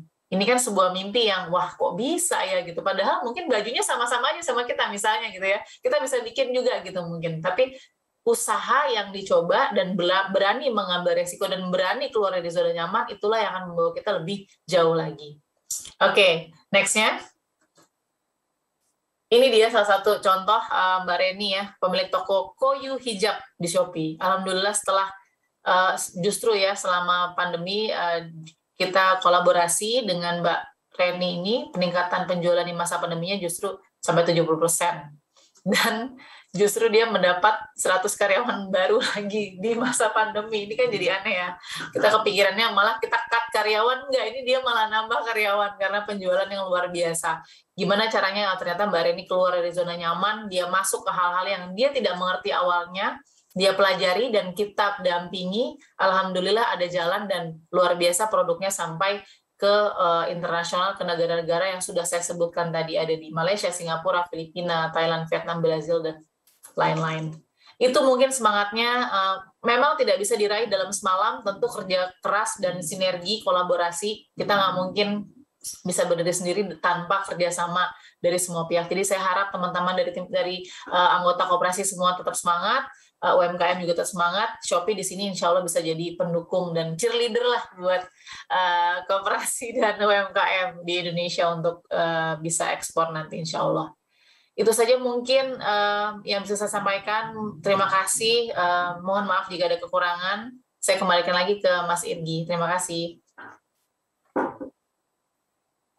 Baik, terima kasih banyak Mbak Balkis dari Shopee yang tadi sudah memaparkan materinya, dan luar biasa ini mungkin bisa paling tidak memberikan rangsangan kepada para koperasi untuk bertransformasi ke digital.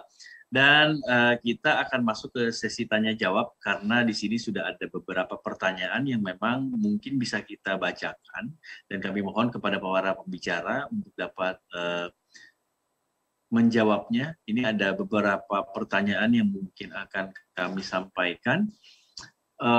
Untuk Pak Firdaus ini dari Devi, bagaimana membuat koperasi menarik bagi generasi milenial? Ini mungkin boleh langsung dijawab aja terlebih dahulu Pak Firdaus, karena nanti ada pertanyaan lagi untuk Pak Heri dan juga Mbak Balkis. Silakan Pak Heri. Ya Pak Firdaus, mohon maaf. Oke, terima kasih Mas Irgi. Tadi saya sedang googling Mbak Balkis, ya.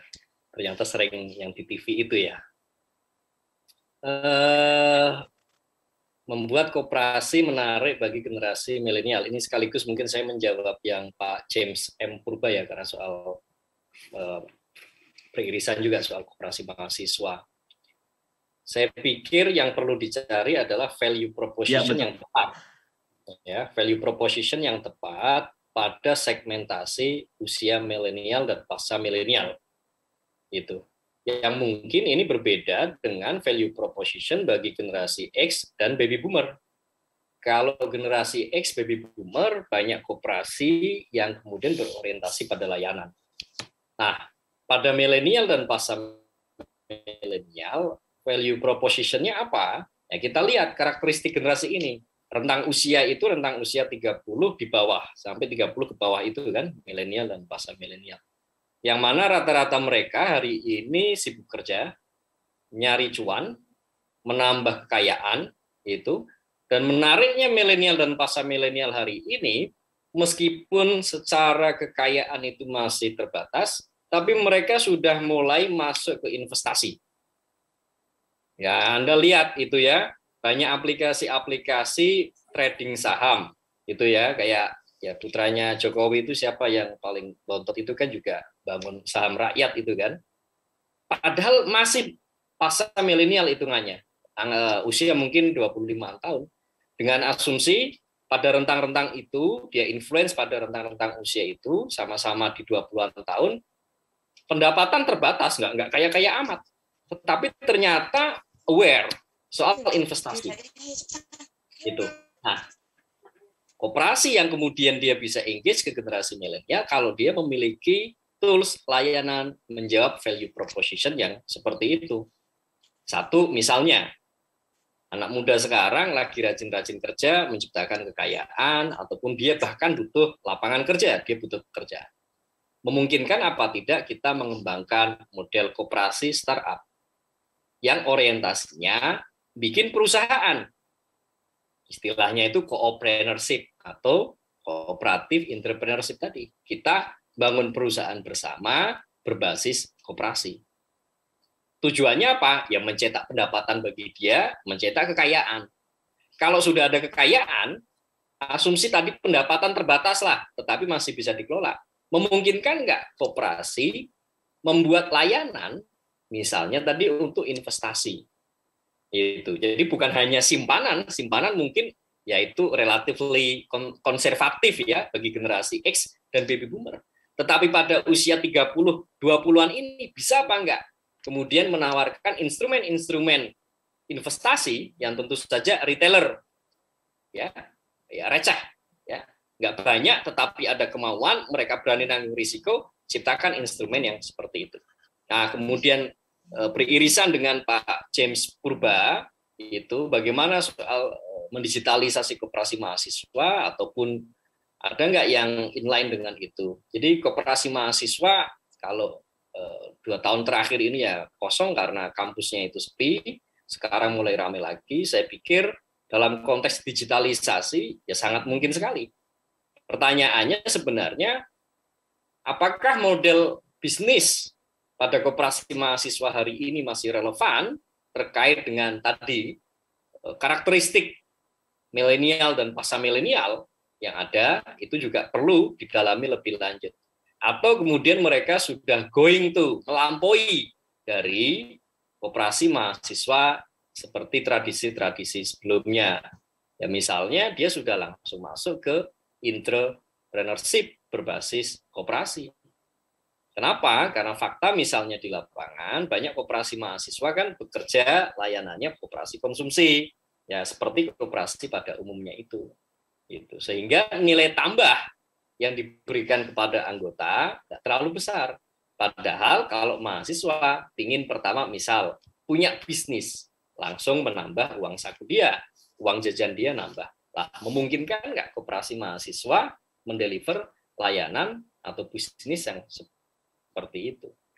Kalau kemudian dia masih pada model bisnis yang seperti hari ini itu 5-10 tahun bahkan sejak 1978, karena saya sangat concern di koperasi mahasiswa juga, saya bisa melacak ke belakang jauh, itu model bisnisnya belum bergerak dan belum berubah sejak pertama kali blueprint koperasi mahasiswa 1978 di Indonesia.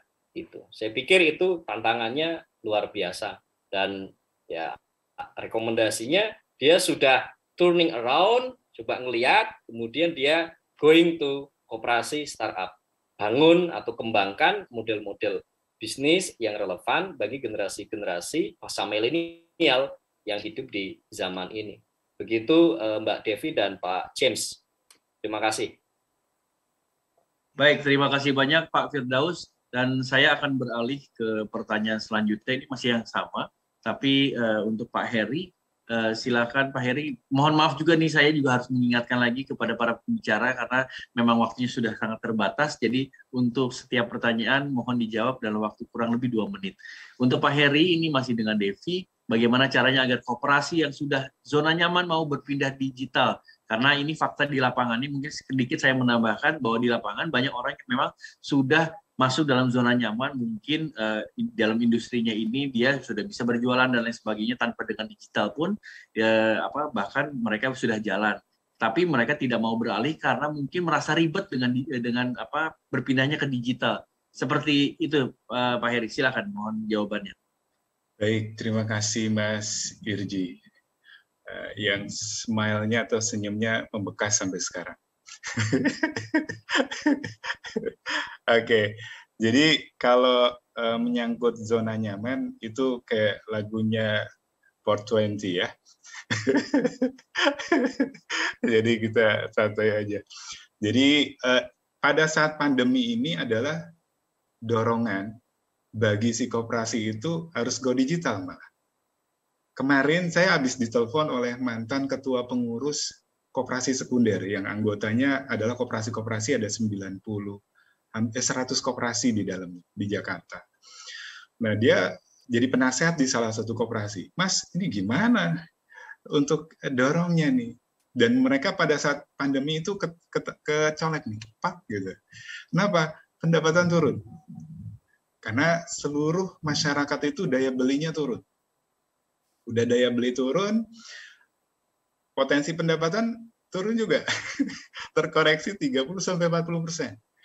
Terus gimana nih SAU-nya, dividennya terhadap anggota?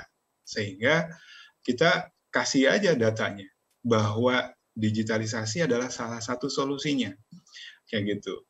Yang tadinya ada punya kantor sekian, bisa dikurangi. Itu bisa menghemat 100 juta satu bulan. Contoh yang saya alami. Ada 100 juta. Terus yang tadinya kita melihat anggota sebagai, oke, dia datang kita layani, sekarang nggak bisa. Sekarang tuh harus dicolek ya. Mbak Balkis ini suka nyolek orang nih. Lewat dengan Shopee gitu ya. Dan sekarang koperasi harus masuk ke sana. Kenapa? Menyapa atau kalau bahasa Jawanya mewongke itu penting. Kalau dulu ngetok pintu harus datang, terus bergeser lewat surat udah nggak penting lagi sekarang. Teknologi lah yang harus masuk.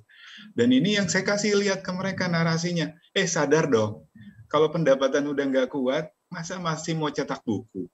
Masih mau cetak slip? Masa mau ngasih ini, mau ngasih itu? Seluruhnya beban. Geser lewat digital, akhirnya lihat, oh iya ya, termasuk yang tadi Mas Firdaus cerita. Pasar kita udah disaingi dengan berbagai pihak. Jadi kalau kita nggak punya layanan yang mendekati mereka, dan anak milenial nggak ada yang loyal. Tanya Mas Firdaus. Mas Firdaus punya aplikasi ada berapa di handphone? Atau Mbak Balkis, kemarin saya baru transaksi di Shopee. Jadi disitulah bahwa untuk mendekatkan koperasi ke anak milenial dan lain-lain, ya layanannya harus digital. Nggak bisa dengan layanan yang udah deh, dia udah boros waktu, boros tenaga, yang tadi Mas Firdaus bilang, ya dia aja mau kaya ya, tapi mau irit juga kan? Nggak bisa deh. Makanya sudah wajib, zona nyaman itu kemarin terkikis pada saat pandemi. Sehingga orang mulai sadar, Mas Irji, bahwa oh iya ya, ini harus digeser, harus pindah. Dan pemahaman tentang digitalisasi harus ditingkatkan, literasinya juga harus ditingkatkan. Ya tadi yang Mbak Balkis bilang, edukasi. Dan salah satu prinsip koperasi, baik di prinsip yang ada di Undang-Undang Koperasi atau dari ICA adalah education and education. Salah satunya itu. Balik lagi ke Mas Irgi. Monggo. Baik, terima kasih banyak Mas Heri untuk jawabannya. Mudah-mudahan untuk jawaban tadi juga bisa terjawab ya kepada Mbak Devi. Dan ini terakhir adalah pertanyaan kepada Mbak Balkis. Bagaimana agar produk bisa banyak yang beli? Apakah ada tips dan trik atau strategi tertentu dari produk yang tidak dikenal menjadi produk yang banyak dibeli oleh orang, terutama untuk koperasi yang baru akan menjual via marketplace? Nah, ini adalah mungkin ini udah ada dorongan untuk berpindah ke digital nih. Silakan. Yes, ya. Terima kasih Mas Irgi. Terima kasih pertanyaannya tadi ya, untuk dari Mbak Devi ya tadi ya. Oke, sekalian juga saya jawab tadi ada satu dari Mbak Dewi juga yang tanya gimana caranya kalau mau berganti akun. Jadi mungkin untuk diinformasikan saja, berganti akun bisa untuk ngikut mungkin program ekspor misalnya, contoh ya. Itu hanya 1 kali saja gantinya. Paling tidak untuk memastikan komitmen pemilik akun juga. Jadi 1 kali saja, itu via menu setting bisa dilakukan. Nanti dicoba dulu ya, via menu setting dicoba dulu, akunnya hanya 1 kali saja untuk berganti username. Jadi bisa. Nah, untuk menjawab tadi Mbak Devi, bagaimana caranya untuk mendapatkan tips and trick strategi tertentu ya. Nah, itu dia tadi Mbak Devi. Mungkin saya nggak tahu nih Mbak Devi domisilinya di mana. Tapi kalau memang serius untuk kemudian mengajak koperasinya misalnya, untuk kemudian bisa berkolaborasi, tentu ini dengan layanan edukasi yang tadi sudah kita komitmenkan bersama di Shopee, sudah kita persembahkan untuk koperasi dan UMKM juga yang ada di beberapa wilayah tentunya, untuk bisa gabung juga di pelatihan kampus dan juga mungkin bisa juga datang ke kampus UMKM. Memang nggak semua mungkin bisa didatangkan kampus UMKM, jadi mungkin bisa menghubungi juga untuk, saya mau belajar nih soal pelatihan atau bersama-sama dengan, contoh ada berapa koperasinya, kita kumpulkan, kita lakukan pelatihan bersama. Nanti di situ kebutuhannya juga akan kita tanya, kira-kira ini pemula atau memang sudah lama berjualan atau seperti apa, nanti modul dari pelatihannya akan kita sesuaikan dengan kebutuhan dari teman-teman. Jadi bisa saja tips and trick-nya dan strategi tertentu dari produk yang tidak dikenal menjadi produk yang banyak dibeli orang, itu kita bocorkan sebocor-bocornya nanti Mbak Devi ya, supaya bisa naik kelas terus. Nah, karena gini tadi seperti saya ingatkan mungkin ya sedikit, kekurangan kita saat ini atau tantangan kita adalah 2. 1, literasi untuk membuat deskripsi produk. Jadi itu yang paling agak kalah kita dengan beberapa negara, tapi bisa menang karena kita punya varian produk yang luar biasa hebat gitu. Artinya produk kita itu kalau kita kasih deskripsinya niat dan sudah teriset dengan baik, udah nggak bisa dipalsuin lagi tuh sama orang lain. Karena cuma kita doang yang punya deskripsinya gitu ya. Nah, yang kedua, mungkin tantangan kita adalah soal kekuatan kita melakukan kapasitas produksi. Nah, jadi kapasitas produksi itu PR kita bersama. Saya nggak bisa bilang itu akan menghambat itu, tapi justru itu akan menantang kita lebih baik lagi. Kapasitas produksi ada tips and trick-nya, kita juga akan bocorkan di situ, kita akan share banyak knowledge di situ, cuma-cuma ya alias gratis gitu ya.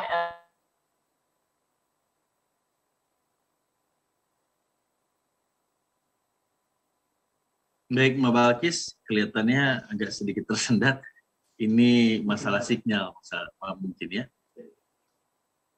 Oke, baik Bapak Ibu, mohon maaf, ini saya sedikit menyambung atau memotong sedikit dari jawaban dari Mbak Balkis. Mungkin belum selesai, tapi mohon maaf karena waktunya juga sudah sempit. Jadi kesimpulannya, apa yang sudah kita dengarkan dari para pembicara, Pak Firdaus, Pak Heri, dan juga Mbak Balkis ini sungguh sangat bermanfaat untuk Bapak Ibu semuanya, khususnya para koperasi yang masih belum bertransformasi digital. Karena transformasi digital ini, kalau kita bicara teknologi ini bukan masalah hanya perpindahan dari konvensional menjadi digital, tapi ini masalah mindset kita. Karena memang sekarang eranya sudah era digital. Apabila kita melakukan satu kegiatan, aktivitas gitu, tapi memang pasar sekarang sudah beralih kepada digital. Dan yang pasti sudah disampaikan juga tadi oleh para pembicara bahwa dengan bertransformasi ke digital, pasar itu akan menjadi lebih besar, dan tadi juga dari Mbak Balkis juga sudah menggambarkan, bahkan akan memberikan panduan-panduan edukasi apabila Anda akan beralih ke digital. Baik, mungkin untuk webinar kali ini cukup boleh kita tutup karena waktu kita sangat terbatas. Terima kasih banyak untuk Pak Firdaus, Pak Heri Iskandar, dan juga Mbak Balkis yang saat ini mungkin belum bisa bergabung lagi karena masalah sinyal.